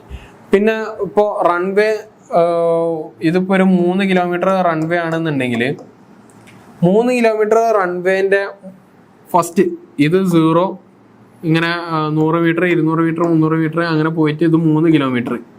അതിൽ ഈ 0 തൊട്ടിട്ട് ഈ 3 കിലോമീറ്റർ വരെ നമുക്ക് ചിലപ്പോൾ യൂസ് ചെയ്യാൻ പറ്റിക്കൊള്ളുന്നില്ല. സ്വാഭാവികമായിട്ടും ഒരു ഫ്ലൈറ്റ് ലാൻഡ് ചെയ്യുമ്പോൾ ഒരു പക്ക പെർഫെക്റ്റ് ആയിട്ടുള്ള ഒരു പോയിന്റിൽ വെച്ചിട്ട് അല്ലെങ്കിൽ ഒരു സ്റ്റാർട്ടിങ് പോയിന്റിലാവില്ല അത് ഇതാക്കുക. ഇപ്പോൾ നല്ല സ്പീഡിൽ വരുന്ന ഒരു ഇതാണെന്നുണ്ടെങ്കിൽ 3 or 4 കിലോമീറ്റേഴ്സ് വേണം ആ വണ്ടിക്ക് നിൽക്കാനെന്നുണ്ടെങ്കിൽ സ്വാഭാവികമായിട്ടും 3 കിലോമീറ്റർ വേണമെന്നുണ്ടെങ്കിൽ ഒരു 6 or 7 കിലോമീറ്റേഴ്സ് റൺവേ വേണം. എന്നാൽ മാത്രമേ, അല്ലാണ്ട് ഒരു എഡ്ജിൽ വന്ന് ഇറങ്ങി മറ്റൊരു എഡ്ജിൽ വന്ന് നിൽക്കുക എന്ന് പറയുന്നത് ഭയങ്കര റിസ്ക് എലമെന്റ്സ് കൂടുതലുള്ളതാണ്. അപ്പോൾ അങ്ങനത്തെ ക്ലിയറൻസ് ഏരിയകൾ നമ്മൾ എന്തായാലും റൺവേസിൽ കൊടുക്കുന്നുണ്ട്. അങ്ങനത്തെ ഏരിയാസിൽ പറയുന്നതാണ് അപ്രോച്ച് ഏരിയ എന്ന് പറയുന്നത്. അപ്പോൾ ഈ ഇതൊക്കെ സ്ട്രക്ചേഴ്സ് കൺട്രോൾ ചെയ്യുന്നത് സോണിംഗ് ലോ വെച്ചിട്ടാണ്. അതായത് എത്രത്തോളം വേണം, എത്ര ഇത് വേണം. ഞാൻ ഇപ്പോൾ പറഞ്ഞ മാതിരി തന്നെ വരുന്ന എയർക്രാഫ്റ്റിന്റെ വലുപ്പം ഭയങ്കര ഇമ്പോർട്ടൻ്റ് ആണ്. എത്ര എഞ്ചിൻ ഉള്ളതാണ്, എത്ര സ്പീഡിലാണ് വരിക. സ്വാഭാവികമായിട്ടും വലിയൊരു വണ്ടി വരുന്നത് സംഭവിച്ചിട്ട് അതിന് വേണ്ട ഒരു ട്രാവലിംഗ് ഡിസ്റ്റൻസ് ഉണ്ട്, ആ ഒരു സ്റ്റിൽ പൊസിഷനിലേക്ക് എത്താൻ വേണ്ടിയിട്ട്. സ്വാഭാവികമായിട്ടും അത്രയും വെയിറ്റ് ഉള്ള ഒരു വണ്ടി ആയതുകൊണ്ട് തന്നെ അത് നൈസായിട്ട് ലാൻഡ് ചെയ്യണമെന്നുണ്ടെങ്കിൽ കുറച്ചും കൂടി ഹൈ സ്പീഡിൽ വന്നിട്ടുണ്ടെന്നുണ്ടെങ്കിലേ ലാൻഡ് ചെയ്യാൻ പറ്റുള്ളൂ. ഈ വിൻഡിന്റെ സ്പീഡാണ് ഇതിന്റെ ശരിക്കും ഇത് ഫ്ലോട്ട് ചെയ്ത് നിർത്തുന്നത്. താഴത്തെ വിങ്സിന് അടിയിലുള്ള എയർ ഫ്ലോ കൂടുതലാവുമ്പോഴാണ് മേലത്തെ, അത് നമ്മൾ പഠിക്കും വേറെ ഇതിൽ. അങ്ങനെ താഴത്തെ വിൻഡ് സ്പീഡ് കൂടുതലും മേലത്തെ വിൻഡ് സ്പീഡ് കുറവായതുകൊണ്ടാണ് ഇതിന് ലെവിറ്റേഷൻ വരുന്നത്. സ്വാഭാവികമായിട്ടും ഇത്രയും വെയിറ്റ് ഉള്ള ഒരു സാധനം അങ്ങനെ ഒരു നല്ല രീതിയിൽ വന്ന് ഇറക്കണം എന്നുണ്ടെങ്കിൽ താഴത്തുള്ള വെയിറ്റ് കൂടുതലാവണമെന്നുണ്ടെങ്കിൽ കൂടുതൽ ഫാസ്റ്റിലായിരിക്കണം വരുന്നത്. അപ്പോൾ ഫാസ്റ്റായിട്ട് വരികയും ചെയ്യും. വെയിറ്റ് ഉള്ള ഒരു വണ്ടിയാണെന്നുണ്ടെങ്കിൽ ഒബ്വിയസ്ലി അതിന് മൊമെൻറ്റം കൂടുതലാവും. അങ്ങനത്തെ ഒരു മൊമെൻറ്റം സ്റ്റോപ്പ് ചെയ്യണമെന്നുണ്ടെങ്കിൽ വളരെയധികം കിലോമീറ്ററുകൾ ചിലപ്പോൾ ആവശ്യം വരും. വളരെയധികം പറഞ്ഞാൽ ഒരു 4-5 കിലോമീറ്റർ മാക്സിമം. അപ്പോൾ അത് അക്കോമഡേറ്റ് ചെയ്യാൻ പറ്റുന്ന രീതിയിലുള്ള, ഇപ്പം ഞാൻ പറഞ്ഞ മാതിരി ഈ ഒരു 0 to 3 കിലോമീറ്റേഴ്സ് എന്ന് പറഞ്ഞാൽ ഫുൾ ഏരിയ നമുക്ക് എടുക്കാൻ പറ്റിക്കൊള്ളുന്നില്ല. ഈ ഒരു ഏരിയ മാത്രമേ ചിലപ്പോൾ യൂസ് ചെയ്യാൻ പറ്റുന്നുണ്ടാവുള്ളൂ റിസ്ക് ഇല്ലാണ്ട്. അപ്പോൾ ഇങ്ങനത്തെ ഒരു എയർപോർട്ട് 3 കിലോമീറ്റർ മാത്രമാണ് ആ ഒരു റൺവേന്റെ ലെങ്ത് എന്നുണ്ടെങ്കിൽ അത് ചെറിയൊരു എയർപോർട്ട് മാത്രമാണ്, ചെറിയൊരു വിമാനങ്ങൾ മാത്രം വന്നിറങ്ങാൻ പറ്റുന്ന ഒരു എയർപോർട്ടാവും. പക്ഷെ വലിയ വലിയ വിമാനങ്ങളൊക്കെ വന്നിറങ്ങണം എന്നുണ്ടെങ്കിൽ അത്രയും കിലോമീറ്ററുകൾ കൂടുതലുള്ള ഏരിയ കൊടുക്കണം. അപ്പോൾ അതൊക്കെ ചെയ്യുന്നത് സോണിംഗ് ലോ ആണ് അതൊക്കെ കൺട്രോൾ ചെയ്യുന്നത്. പിന്നെ വരുന്നതാണ് വിസിബിലിറ്റി എന്ന് പറയുന്നത്. Poor visibility lowers the traffic capacity of the airport. The site selected should therefore be free from visibility reducing conditions such as fog, smoke, haze. ഇതൊക്കെയാണ് മെയിനായിട്ട് നമ്മൾ ഈ മറ്റേ എയർപോർട്ടിലൊക്കെ പോയിട്ടുണ്ടെന്നുണ്ടെങ്കിൽ ഫ്ലൈറ്റിൽ യാത്ര ചെയ്തവരൊക്കെ മെയിനായിട്ട് അനുഭവിച്ചിട്ടുള്ള വിഷയങ്ങൾ ഇതാണ്. മഴ കൊണ്ടുണ്ടാകുമ്പോൾ ഉള്ള ഫോഗുകൾ, ഹെയ്സ്, അതൊക്കെയാണ്. Fog generally settles at the area where the wind blows the minimum. Example in the valley smoke. അപ്പൊ ഞാൻ നേരത്തെ പറഞ്ഞില്ല, ഇപ്പൊ ഈ മറ്റേ മലകളാൽ മൂടപ്പെട്ട ഏരിയകളാണെന്നുണ്ടെങ്കിൽ ആ വാലി ഉണ്ടാവില്ല, ആ ഫ്ലാറ്റ് ആയിട്ടുള്ള ഏരിയ ഇതിന്റെ നടുക്കുള്ള ആ ഏരിയയിൽ മിനിമം എയർ ഫ്ലോ ആവും. കാരണം ചുറ്റുപാട് ഒബ്സ്ട്രക്ഷൻ ആണ്. ചുറ്റുപാടും നമ്മൾ എന്ത് സംഭവിക്കുന്നുണ്ട്, ഈ മല വന്നതുകൊണ്ട് തന്നെ കാറ്റ് അവിടെ വന്നിട്ട് തടഞ്ഞു നിൽക്കുകയാണ് ചെയ്യുക. അപ്പോൾ അവിടത്തേക്ക് എയർ ഫ്ലോ കുറവാകും. ആ എയർ ഫ്ലോ കുറവായതുകൊണ്ട് തന്നെ ഒരു തണുപ്പ് കാലഘട്ടം മഴ വന്നിട്ടുണ്ടെന്നുണ്ടെങ്കിൽ ഈ ഫോഗ്, ഹെയ്സ് ഇങ്ങനത്തെ സാധനങ്ങളൊക്കെ വന്നിട്ട് അക്യുമുലേറ്റ് ചെയ്തിട്ട് അവിടെ കിടക്കും. അങ്ങനെ വന്നിട്ടുണ്ടെന്നുണ്ടെങ്കിൽ സ്വാഭാവികമായിട്ട് എന്ത് സംഭവിക്കും, വിസിബിലിറ്റി വല്ലാണ്ട് കുറയാൻ തുടങ്ങും. ഇങ്ങനെ ഒരു വിസിബിലിറ്റി കുറഞ്ഞിട്ടുണ്ടെന്നുണ്ടെങ്കിൽ നമുക്ക് ഒരു തരത്തിലും വണ്ടി അവിടെ ഇറക്കാൻ പറ്റില്ല. റൺവേന്റെ പ്രോപ്പർ അലൈൻമെന്റും ആ പ്രോപ്പർ ക്ലിയർ വിഷൻ കിട്ടാണ്ട് ഒരു പൈലറ്റിനെ ഇറക്കാൻ പറ്റില്ല. നമ്മൾ മറ്റേതിൽ പറയുന്ന ഒരു കമ്മട്ടം വെച്ചിട്ട് അങ്ങനെ പോയിട്ട് ഇറക്കാൻ പറ്റുന്ന ഒരു സാധനം അല്ലാത്തത് കൊണ്ട് കുറച്ചും കൂടി റിസ്ക് കൂടുതലായതുകൊണ്ട് നമ്മൾ അങ്ങനെയാണ് സെറ്റ് ചെയ്യാറ്. പിന്നെ വരുന്നത് fog generally settle in the area where the wind blow is minimum. Example valley, smoke, haze, അതൊക്കെ നമ്മൾ നേരത്തെ പറഞ്ഞ കാര്യം തന്നെ. പിന്നെ നോയ്സ് ന്യൂസൻസ് എന്നാണ് പറയുന്നത്. The extent of noise nuisance depend upon the type of engine propulsion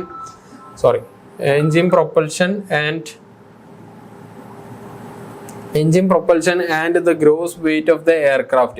The problem become more acute with the jet engine aircraft. Therefore, the site should be so selected that the landing and takeoff path of the aircraft pass over the land which is from residential or industrial development. അതായത് നമ്മൾ ഈ use ചെയ്യുന്ന engine ഉണ്ടല്ലോ, type of engine എന്ന് പറയുന്നത് പല ടൈപ്പിലുള്ള എഞ്ചിനാണ് ഈ പ്രൊപ്പല്ലറായിട്ട് പ്രൊപ്പൽഷന് വേണ്ടിയിട്ട് യൂസ് ചെയ്യുന്നത്.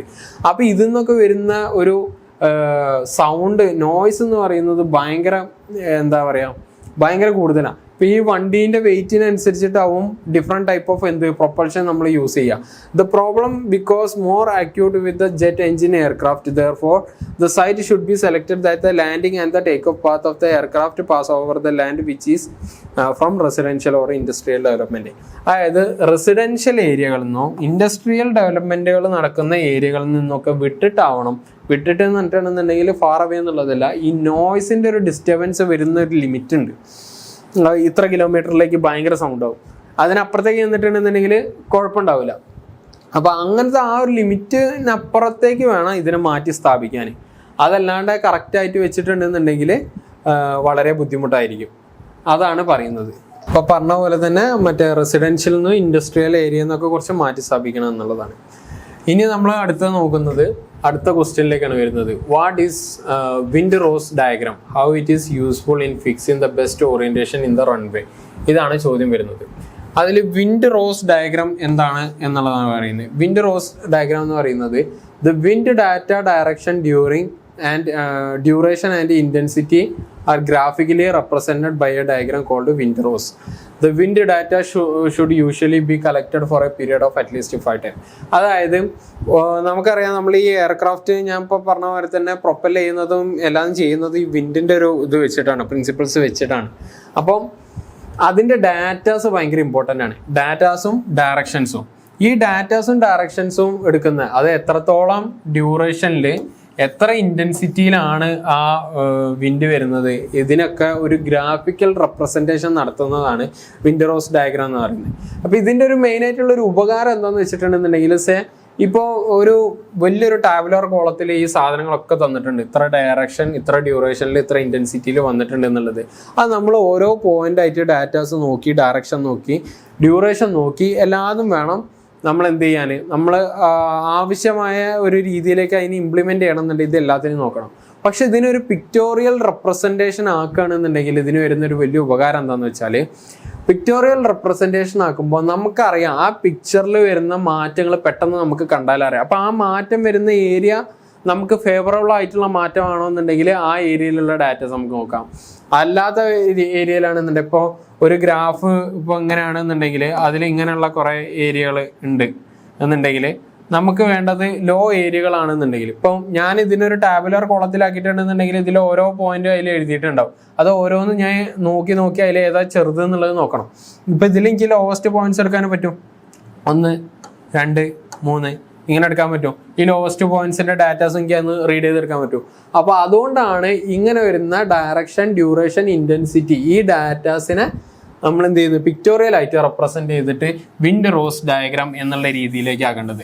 അപ്പോൾ how it is useful for fixing the perfect orientation എന്നുള്ളത് നമ്മൾ നോക്കുന്നുണ്ട്. അപ്പോൾ ഈ കളക്ട് ചെയ്യുന്നത് എന്നിട്ടുണ്ടെന്നുണ്ടെങ്കിൽ അറ്റ്ലീസ്റ്റ് 5 ഇയേഴ്സിലേക്കുള്ള സാധനമാണ് നമ്മൾ കളക്ട് ചെയ്തിട്ടുള്ളത്. പ്രിഫറബിളി 10 എന്നുള്ളതാണ്. ഇപ്പോൾ സ്വാഭാവികമായിട്ടും ഒരു മിനിമം ഉണ്ടാവും, ഒരു ഒരു ഒപ്റ്റിമം കണ്ടീഷൻ ഉള്ളതുണ്ടാവും. ഇപ്പോൾ ഈ ഒപ്റ്റിമം ലെവൽ എന്ന് പറഞ്ഞിട്ടുണ്ടെന്നുണ്ടെങ്കിൽ 10 ആണെന്നുണ്ടെങ്കിൽ മിനിമം ആയിട്ട് എടുക്കേണ്ടത് 5 ആണ്. 5ൽ താഴെയുള്ള ഡാറ്റാസ് എടുത്തിട്ടുണ്ടെന്നുണ്ടെങ്കിൽ എഫിഷ്യൻ്റ് ആയിട്ടുള്ളൊരു ഡിസൈനിലേക്ക് സാധനങ്ങൾ എത്തിക്കില്ല. പിന്നെ wind rose diagram can be plotted in 2 types എന്ന് പറയുന്നത്. അതിൽ ടൈപ്പ് 1 എന്ന് പറയുന്നത് showing the direction and duration of the wind, അതാണ് കാണിക്കുന്നത്. രണ്ടാമത്തേന്ന് പറഞ്ഞിട്ടുണ്ടെന്നുണ്ടെങ്കിൽ showing direction, duration and intensity of wind. അപ്പോൾ ടൈപ്പ് 1ൽ ഇൻറ്റൻസിറ്റി ഇല്ലാന്നുണ്ടെങ്കിൽ ടൈപ്പ് 2ൽ ആ ഇൻറ്റൻസിറ്റിയും കൂടി ഉൾപ്പെടുത്തിയിട്ടുള്ളതാണെന്നുള്ളതാണ്. അപ്പോൾ അത് പറഞ്ഞിട്ടുണ്ടെന്നുണ്ടെങ്കിൽ ഈ വിൻഡ് റോസ് ഡയഗ്രാം തന്നെ പല ഡാറ്റാസിന് പല ആവശ്യങ്ങൾക്ക് പല ആപ്ലിക്കേഷനിൽ യൂസ് ചെയ്യാവുന്നതാണ്. അപ്പോൾ ഇൻറ്റൻസിറ്റി ആവശ്യമില്ലാത്ത ഡാറ്റാസാണ് നമുക്ക് വേണ്ടതെന്നുണ്ടെങ്കിൽ ടൈപ്പ് 1 എടുക്കാം. എന്നാൽ ഇൻറ്റൻസിറ്റിക്ക് കൂടുതൽ പ്രാധാന്യം കൊടുക്കുന്ന എയർപോർട്ട് പോലുള്ള വലിയ സ്ട്രക്ചേഴ്സിൻ്റെ ഒക്കെ ഒരു ഡെവലപ്മെൻറ്റും ഡിസൈനിൻ്റെയും ടൈപ്പിലാണ് നമ്മൾ കാര്യങ്ങൾ ചെയ്യുന്നതെന്നുണ്ടെങ്കിൽ അപ്പോൾ അവിടെ ഇതാക്കേണ്ടി വരും. The direction of the longest spoke shows the wind direction with greatest frequency. അപ്പോൾ ആ ഒരു ഡയഗ്രത്തിൽ ഇപ്പോൾ അതിൽ കുറേ പോക്സുകൾ ഉണ്ടാവും എന്നാണ് പറഞ്ഞത്. അതിൽ ഏറ്റവും ലോങ്ങസ്റ്റ് പോക്ക് വരുന്നത് അതിന് അർത്ഥം എന്താണെന്ന് വെച്ചിട്ടുണ്ടെന്നുണ്ടെങ്കിൽ ആ ഡയറക്ഷനിലാണ് ഏറ്റവും കൂടുതൽ ഗ്രേറ്റസ്റ്റ് വിൻഡ് ഫ്രീക്വൻസി ഉള്ളത്. ആ ഒരു ഡയറക്ഷനിലാവും ഏറ്റവും കൂടുതൽ തവണ വന്നിട്ടുണ്ടാവുക. The wind rose diagram help you to visualise the wind pattern at a site. Use them to better inform your design decision, but be aware of unique microclimate and the site consideration that the wind rose intensity blow from the respective direction. ഈ wind rose diagram എങ്ങനെയാണ് നമ്മളെ help ചെയ്യുന്നത് അല്ലെങ്കിൽ എങ്ങനെയാണ് അതിനെ utilise ചെയ്യുന്നത് എന്നുള്ളതിന്റെ main point ആണ് പറഞ്ഞത്. Visualise the wind pattern. ഇപ്പൊ ഞാൻ നേരത്തെ പറഞ്ഞ പോലെ തന്നെ കുറെ ഡാറ്റാസ് നിരത്തിയത് കൊണ്ട് എന്താ സംഭവിക്കണത് എന്നുള്ളതിനെ കുറിച്ചിട്ട് ചിലപ്പോൾ ഒരു ഐഡിയ ആയിട്ടുണ്ടാവില്ല. നേരെ മറിച്ച് ഇപ്പൊ ഞാനിപ്പോ ഇങ്ങനത്തെ ഒരു സ്പൈക്സ് ആയിട്ടാണ് വെക്കുന്നത്. ഇപ്പോൾ ഒരു സർക്കുലർ സാധനം, അതിൽ കുറെ പല ഡയറക്ഷനിൽ പല രീതിയിലുള്ള ഇതാണ്. ഇങ്ങനെയൊക്കെയാണ് വരച്ചതെന്നുണ്ടെങ്കിൽ സ്വാഭാവികമായിട്ട് നമുക്ക് കാണുമ്പോൾ തന്നെ മനസ്സിലാവും ലോങ്ങസ്റ്റ് സ്പൈക്ക് എവിടെയാണ് വരുന്നത്, അത് എത്ര അടുപ്പിച്ച് വരുന്നുണ്ട്, ഏതൊക്കെ ഡയറക്ഷനിൽ വരുന്നുണ്ട്. ഇങ്ങനൊരു വിഷ്വൽ ആയിട്ടുള്ള ഒരു റെപ്രസെൻറ്റേഷൻ കിട്ടുകയാണ് നമുക്ക് ആ ഒരു ഏരിയയിൽ എത്രത്തോളം വരുന്നുണ്ട് എന്നുള്ളത്. അപ്പോൾ അത് വെച്ചിട്ട് നമുക്ക് എന്ത് ചെയ്യാൻ പറ്റും, ഡിസൈൻ ഡിസിഷൻസ് നമുക്ക് വ്യക്തമാക്കാൻ പറ്റും. പക്ഷെ അവർ പറയുന്നതിൻ്റെ മെയിൻ റീസൺ ഒരു കാര്യം കൂടിയുണ്ട്. ഇങ്ങനെയൊക്കെ ആണെങ്കിൽ കൂടിയും നമ്മൾ ഏറ്റവും കൂടുതൽ അവെയർ ആവേണ്ടത് unique micro climate and site consideration that. അതായത് ഇപ്പോൾ ഏതൊരു ഏരിയ ആണെന്നുണ്ടെങ്കിലും ബേസിക്കലി നമ്മൾ ഈ എടുത്ത ഡാറ്റാസ് കൊണ്ടൊക്കെ നമ്മളൊരു അനാലിസിസ് ചെയ്ത് വെച്ചിട്ടുണ്ടാവും. പക്ഷെ എങ്കിൽ പോലും നമ്മൾ ചെയ്ത അനാലിസിസിന് ഡാറ്റാസിനൊക്കെ വിരുദ്ധമായിട്ട് ചില മൈക്രോ ക്ലൈമറ്റ് അക്യുമുലേഷൻസ് ചില സ്ഥലങ്ങളിൽ എത്തുന്നുണ്ടാവും. ചില സ്ഥലങ്ങളിൽ മാത്രമായിട്ട് ഒരു ടെമ്പറേച്ചർ ഡിഫറൻസിൽ ഭയങ്കരമായിട്ട് ഗ്രാജുവൽ ആയിട്ടുള്ള വ്യത്യാസം ഉണ്ടാവും. അതൊന്നില്ലെങ്കിൽ മാൻമെയ്ഡ് ആവാം, അല്ലെങ്കിൽ നാച്ചുറൽ ആയിട്ടുള്ള. അപ്പോൾ അവിടെ ഒരു ഹോട്ട് സ്പ്രിംഗ് ഉണ്ട്, അപ്പോൾ അതുകൊണ്ട് അവിടെ ഭയങ്കര ഹീറ്റ് ഇവാപ്പറേഷൻ വേപ്പേഴ്സ് വരാനുള്ള സാധ്യത കൂടുതലാണ്. സ്വാഭാവികമായിട്ട് അപ്പോൾ അവിടെ വിൻഡിന്റെ ഇത് വരാൻ സാധ്യത ഉണ്ടാവും. അത് ഒരു നാച്ചുറൽ ആയതുകൊണ്ടും ഒരുപാട് കാലം ഉള്ളതുകൊണ്ടാവും അത് ഈ 10 കൊല്ലത്തെ ക്ലൈമറ്റിക് ഇതിൽ ഉൾപ്പെടുത്താൻ പറ്റുന്നതാവും. ഇപ്പോൾ ഒരു പുതുതായിട്ടൊരു ഫാക്ടറി വന്നു, ഒരു ഹൈ ഹീറ്റ് ജനറേഷൻ, ഒരു തെർമൽ ഫാക്ടറി ഒക്കെ ആണെന്നുണ്ടെങ്കിൽ സ്വാഭാവികമായിട്ടും ആ ഒരു കാരണം കൊണ്ട് അതിപ്പോൾ നിയർ പ്രോക്സിമിറ്റിയിൽ ആയിക്കൊള്ളണം എന്നൊന്നുമില്ല, ദൂരെ ആണെങ്കിൽ പോലും ആ ദൂരെയുള്ള ഈ ഒരു ഹീറ്റ് കൂടുതൽ കാരണം വിൻഡ് ഫ്ലോ അങ്ങോട്ട് കൂടാൻ തുടങ്ങും. മനസ്സിലായില്ലേ? ആ ഒരു ഡിസ്റ്റൻസ് കുറച്ചധികം അപ്പുറത്താണെന്നുണ്ടെങ്കിൽ എയർപോർട്ട് കിണതിൻ്റെ കുറേ അപ്പുറത്താണെങ്കിൽ പോലും ആ ഹീറ്റ് ഈ വിൻഡിനെ ഇൻഫ്ലുവൻസ് ചെയ്യുന്നുണ്ട് എന്നുള്ളതാണ് ഏറ്റവും പ്രധാനപ്പെട്ട കാര്യം. കടലിലുണ്ടാവുന്ന കാറ്റാണ് ഇങ്ങോട്ട് വരുന്നത്. ഈ പറഞ്ഞ പോലെ തന്നെ ഈ ഹീറ്റ് ട്രാൻസ്ഫർ കൊണ്ട് കൊണ്ടുപോകുന്നത് കിലോമീറ്ററുകൾ അപ്പുറം ഉണ്ടാകുന്ന ഹീറ്റ് ട്രാൻസ്ഫർ കൊണ്ടാണ് ഇത് സംഭവിക്കുന്നത്. അപ്പം നമ്മൾ മനസ്സിലാക്കേണ്ടത് അങ്ങനത്തെ യുണീക്ക് ആയിട്ടുള്ള മൈക്രോ ക്ലൈമറ്റുകൾ എവിടെയൊക്കെ അക്യുമുലേറ്റ് ചെയ്യും അല്ലെങ്കിൽ എന്തൊക്കെ ഉണ്ടാവുന്നുണ്ട് അതും കൂടിയും കൺസിഡർ ചെയ്തിട്ട് വേണം നമ്മൾ ചെയ്യാൻ. അപ്പം കുറച്ച് ഈ വിൻഡ് റോസ് ഡാറ്റ വെച്ചിട്ട് മാത്രമല്ല ചെയ്യേണ്ടത് എന്നുള്ളതിന് ചുരുക്കം. The procedure for determining the orientation of the runway from this type of wind rose diagram described below. Draw 3 equal-spaced parallel line on the transparent paper stripes in such a way that the distance between the two nearby parallel is equal to the permissible crosswind component. അപ്പോൾ എങ്ങനെയാണ് ഇത് orientation, runway orientation കണ്ടുപിടിക്കാൻ സഹായിക്കുന്നത് എന്നുള്ളതാണ്. അതായത് ആദ്യം equispaced ആയിട്ടുള്ള parallel lines വരയ്ക്കുക on a transparent piece of പേപ്പറിൽ. ട്രാൻസ്പാരന്റ് പേപ്പറിൽ അത് വരച്ചതിന് ശേഷം വരയ്ക്കുന്നതിനൊരു കണ്ടീഷൻ പറയുന്നുണ്ട്. In such a way that the distance between the 2 nearby parallel are equal to the permissible cross wind component. അതായത് നമ്മൾ ഈ ഡയഗ്രാം വരച്ചതിലുള്ള ക്രോസ് വിൻഡ് കമ്പോണന്റ് ആയിട്ടുള്ള കുറേ സാധനങ്ങൾ ഉണ്ടാവില്ല, അതിന് പാരലൽ ആ ഒരു ഇതിനോട് ഈക്വൽ ആയിട്ട് നിയർ ബൈ ആയിട്ടുള്ള 2 പാരലൽ ലൈൻസ് ആണ് നമ്മൾ വരയ്ക്കേണ്ടത്. The best direction of the runway is along the direction of the longest line in the wind rose direction. Wind rose diagram അതായത് ഏറ്റവും നല്ല ഓറിയന്റേഷൻ എവിടെയാണ് നമുക്ക് കാണാമെന്ന് വെച്ചിട്ടുണ്ടെന്നുണ്ടെങ്കിൽ ആ വരച്ചതിൽ ഏറ്റവും ലോങ്ങസ്റ്റ് ലൈൻ എവിടെയാണോ കിട്ടുക ആ ലോങ്ങസ്റ്റ് ലൈനിലാണ് ബെസ്റ്റ് ഓറിയന്റേഷൻ നമുക്ക് കിട്ടുക. ഇങ്ങനെയാണ് ഇതുള്ളത്. അതൊന്നുമില്ല നിങ്ങൾക്ക് ഗ്രാഫ് വെച്ചിട്ട് ഡയഗ്രാം വെച്ചിട്ട് പറയാം, അല്ലെങ്കിൽ ഇങ്ങനെ പക്കയായിട്ട് എക്സ്പ്ലെയിൻ ചെയ്താലും മാർക്ക് കിട്ടും. പിന്നെ വരുന്നത് 20A, അതിൽ ഒരു ക്വസ്റ്റ്യൻ ആണ് വരുന്നത്. അത് പറയുന്നത് the length of runway under standard condition is 1600 meter. The airport site has an elevation of 270 meter. ഈ ഡാറ്റാസ് ഒക്കെ എടുത്ത് എഴുതണേ. its reference temperature is 32.9 degrees Celsius. If the runway is to be constructed with the effective gradient of 0.2%, determine the corrected runway length. ഇതാണ് കാണേണ്ടത്, runway length ആണ് കാണേണ്ടത്. അതിൽ correction four elevation ഓരോന്നിനും corrections വരുത്തുന്നുണ്ട്. ഈ വരുത്തിയ ഓരോ കറക്ഷൻസും വെച്ചിട്ട് ലാസ്റ്റ് ഈ റൺവേന്റെ ലെങ്ത്തിന് എത്രത്തോളം കറക്ഷൻ വരുത്തണം എന്നുള്ളതാണ് നോക്കുന്നത്. അപ്പോൾ അതിലുള്ള കറക്ഷൻ ഫോർ എലിവേഷൻ ആണ് നമ്മൾ കാണുന്നത്. അതിൽ നമുക്ക് എന്തൊക്കെ തന്നിട്ടുണ്ട്? 7% ഗ്രേഡിയന്റ് ആണെന്നുള്ളത് നമുക്ക് ആദ്യം അറിയുന്ന ഒരു കാര്യമാണ്. 7/100 × ഏതെടുക്കുന്നുണ്ട് 1000, അതായത് റൺവേൻ്റെ ലെങ്ത് ഇൻറ്റു എത്രയാണ് എലവേഷൻ എന്നുള്ളത് ബൈ 300 ആണ് എടുത്തിട്ടുള്ളത്. അതിന് നമുക്ക് എത്ര കിട്ടി? 102 മീറ്റർ എന്നുള്ളത് കിട്ടി. പിന്നെ കറക്റ്റഡ് ലെങ്ത് എത്ര എന്നുള്ളത് ചോദിച്ചത്. അപ്പോൾ ഇത്രയും ഒരു ഇതിൻ്റെ ഡിഫറൻസ് നമുക്ക് അവിടുന്ന് കറക്ഷനിൽ കിട്ടിയിട്ടുണ്ട്. അപ്പോൾ ആദ്യം നമ്മളെടുത്ത ലെങ്ത് എന്ന് പറഞ്ഞത് 1620 മീറ്റർ ആണെന്നുണ്ടെങ്കിൽ അതിലേക്ക് ഈ 102 മീറ്റർ കൂടി ആഡ് ചെയ്തിട്ട് ഫസ്റ്റത്തെ കറക്ഷൻ ആയിട്ടുള്ള 1722 മീറ്റർ എന്നുള്ളൊരു കൺക്ലൂഷനിലേക്ക് നമ്മൾ എത്തി. പിന്നെ determination of standard atmospheric temperature at A given elevation ആണ് കൊടുക്കുന്നത്. അതിൽ ഈ ഫാക്ടേഴ്സ് ഒക്കെ നമ്മൾ മറ്റേ ഈ പറഞ്ഞ മാതിരി തന്നെ ഇക്വേഷൻ ആയിട്ട് ഇതിൽ പഠിച്ചിട്ടുള്ളതാണ്. അത് പിന്നെ ഞാൻ കൂടുതൽ എക്സ്പ്ലെയിൻ ചെയ്ത് പറയാത്തത്. Determination of A standard atmospheric temperature at A given temperature given elevation എന്ന് പറഞ്ഞിട്ടുണ്ടെന്നുണ്ടെങ്കിൽ 15 ഡിഗ്രി മൈനസ് ഇത്ര ശതമാനം, ഇത്ര ഓഫ് 270, അതായത് എലവേഷൻ എത്രയാണോ എന്നുള്ളത് വെച്ചാൽ അത്രയും ഇത്. അത് ചെയ്യുമ്പോൾ നമുക്ക് കിട്ടുന്നത് 13.24. പിന്നെ correction four temperature, rise of temperature എത്രയാണ് വരുന്നത് എന്നുള്ളതാണ്. അപ്പോൾ എത്രയാണോ ഇത് ഡിഗ്രി സെൽഷ്യസ് ആണ് കേട്ടോ, മീറ്ററാണ് ഇതിൽ, ഡിഗ്രി സെൽഷ്യസ് ആണ്. ആ ടെമ്പറേച്ചർ എത്രയാണോ ഇവിടുന്ന് കിട്ടിയത് ആ ടെമ്പറേച്ചർ വേണം നമ്മൾ എന്താണ് ഇവിടുന്ന് കിട്ടിയ റെഫറൻസ് ടെമ്പറേച്ചറിന് അത് മൈനസ് ചെയ്തിട്ടുണ്ടെന്നുണ്ടെങ്കിൽ ആക്ച്വൽ അല്ലെങ്കിൽ നമുക്ക് വേണ്ട കറക്റ്റ് ടെമ്പറേച്ചർ എത്രയാണെന്നുള്ളത് കിട്ടും. അപ്പോൾ കറക്ഷൻ എത്രയാണ് നമ്മൾ കാണേണ്ടതെന്നുണ്ടെങ്കിൽ അവിടെ കിട്ടിയ അതിനെ 170, അതായത് എത്രയാണോ നമുക്ക് കിട്ടിയ കറക്റ്റ് എടുത്ത് ഡിവൈഡഡ് ബൈ 100. ഇപ്പം ഇതിൻ്റെ പറഞ്ഞിട്ടുണ്ടെന്നുണ്ടെങ്കിലും എത്ര മീറ്റർ ആണ് റൈസ് ഇൻ ടെമ്പറേച്ചർ എന്നുള്ളതാണ് കാണുന്നത്. അപ്പോൾ നമുക്ക് ഇന്ന് എന്ത് മനസ്സിലായി? ഇത്രയും 339 മീറ്റർ എന്നുള്ളതാണ് ഇന്ന് കിട്ടിയിട്ടുള്ളത്. പിന്നെ കറക്റ്റഡ് ലെങ്ത് എത്രയാന്നുള്ളത് ആദ്യത്തെ കറക്ഷൻ ആയിട്ടുള്ള 1722 ഇവിടെ കിട്ടിയിട്ടുണ്ട്. പിന്നെ രണ്ടാമത്തെ കണക്ഷൻ 339 ഇവിടെ കിട്ടിയിട്ടുണ്ട്. അത് രണ്ടും കൂടി ആഡ് ചെയ്തിട്ടുള്ള കറക്ഷൻ, ഫൈനൽ കറക്ഷൻ ആണ് ഇവിടെ എഴുതിയിട്ടുള്ളത് 2061 എന്നുള്ളത്. പിന്നെ അടുത്തത് ചെയ്യുന്നത് check for total correction of elevation plus temperature എന്നുള്ള, ടെമ്പറേച്ചർ കൊണ്ടുണ്ടാവുന്നതും ബാക്കി എല്ലാതും കൊണ്ടുണ്ടാവുന്നതിൻ്റെ ഒരു കറക്ഷനാണ് നമ്മൾ ചെയ്യാൻ പോകുന്നത്.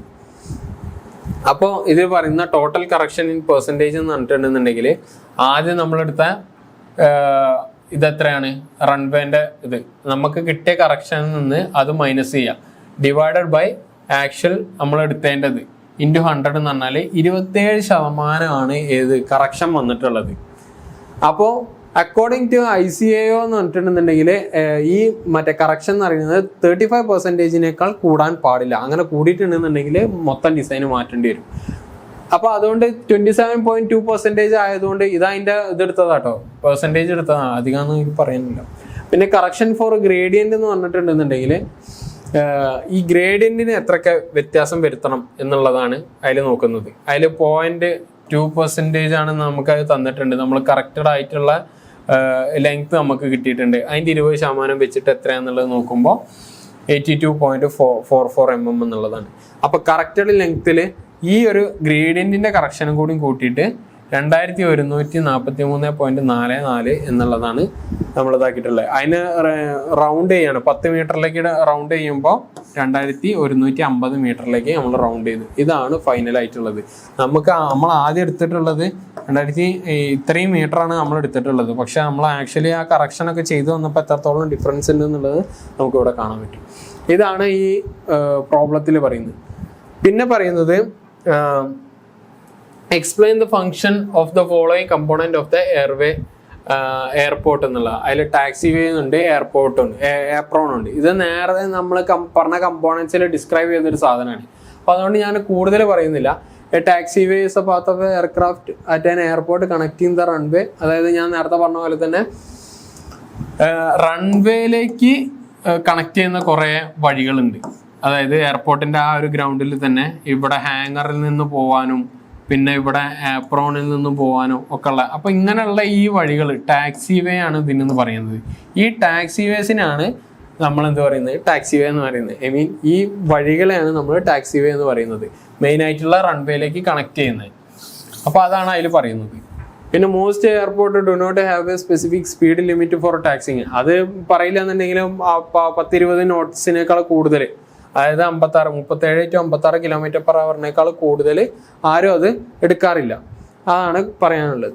The airport apron flight line or ramp is the area. അതായത് ഇതിനൊക്കെ പറയുന്ന പേരാണ്. എയർപോർട്ട് ആപ്രോൺ എന്ന് പറയും, ഫ്ലൈറ്റ് ലൈൻ എന്ന് പറയും, റാമ്പ് എന്ന് പറയും. Is the area where the airport where aircraft is parked, unload and load, refuelled, boarded and maintained. പറഞ്ഞ കാര്യങ്ങളൊക്കെ ഇതൊക്കെ നേരത്തെ പറഞ്ഞിട്ടുള്ളതായതുകൊണ്ട് കൂടുതൽ ഞാൻ ഡിസ്ക്രൈബ് ചെയ്ത് പറയുന്നില്ല. അപ്പോൾ ഇത്രയാണ് 5th മൊഡ്യൂളിലുള്ളത്. ഇതോട് കൂടിയിട്ട് നമ്മൾ ഈ വർഷം ഉള്ള ട്രാൻസ്പോർട്ട് എഞ്ചിനീയറിങ്ങിൻ്റെ 5 മൊഡ്യൂളിലെയും ക്വസ്റ്റ്യൻസ് നമ്മൾ ഡിസ്ക്രൈബ് ചെയ്ത് സൊല്യൂഷൻ കണ്ടെത്തിയിട്ടുണ്ട്. അപ്പോൾ എല്ലാവർക്കും അത് മനസ്സിലായെന്ന് തോന്നുന്നു.